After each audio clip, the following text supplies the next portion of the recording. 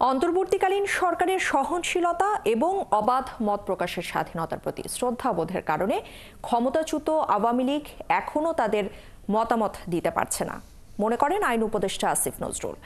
সন্ধ্যায় foreign service একাডেমিতে এক সংবাদ সম্মেলনে এই মন্তব্য করেছেন তিনি।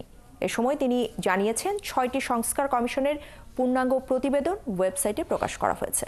আরও জানাচ্ছেন নজরুল ইসলাম। শনিবার সন্ধ্যায় রাজধানীর ফরেন সার্ভিস একাডেমিতে প্রধান উপদেষ্টার প্রেস উইংয়ের সংবাদ সম্মেলন হয়। এ সময় আইন উপদেষ্টা 6টি সংস্কার কমিশনের পূর্ণাঙ্গ প্রতিবেদন ওয়েবসাইটে প্রকাশ করা হয়েছে বলে জানান। এ সময় কমিশনগুলোর করণীয় নানা দিক তুলে ধরেন আইন উপদেষ্টা আসিফ নজরুল।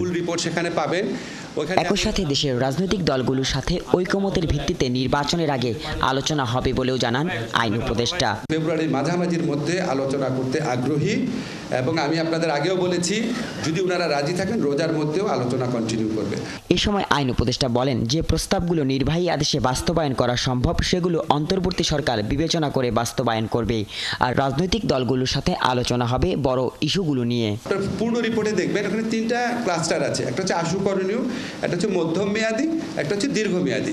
দীর্ঘমেয়াদীটা ভেরি ক্লিয়ার, এটা হচ্ছে পোস্ট ইলেকশন সরকার করবে।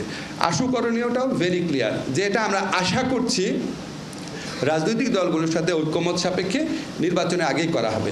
আর যেটা মধ্যমেয়াদী এটা ডিপেন্ড করে যে আপনার কতটুকু রাজনৈতিক দলগুলো করতে রাজি আছে, ঐক্যমত আছে নাকি সেখানে। আইন উপদেষ্টা বলেন অবাধ মত প্রকাশের স্বাধীনতার পাশাপাশি এই সরকার গণতন্ত্রের উপর শ্রদ্ধাবোধ থাকার কারণেই ক্ষমতাচ্যুত ফ্যাসিস্ট এখনও তাদের তৎপরতা চালাতে পারছে। সরকারের সহনশীলতা, অবাধ মত প্রকাশের পরিবেশ এবং গণতান্ত্রিক চর্চার ক্ষেত্রে সরকারের অসীম শ্রদ্ধাবোধের কারণে এগুলি ঘটছে। শেষে জুলাই ঘোষণাপত্রের কাজের অগ্রগতির কথা তুলে ধরেন আইন উপদেষ্টা।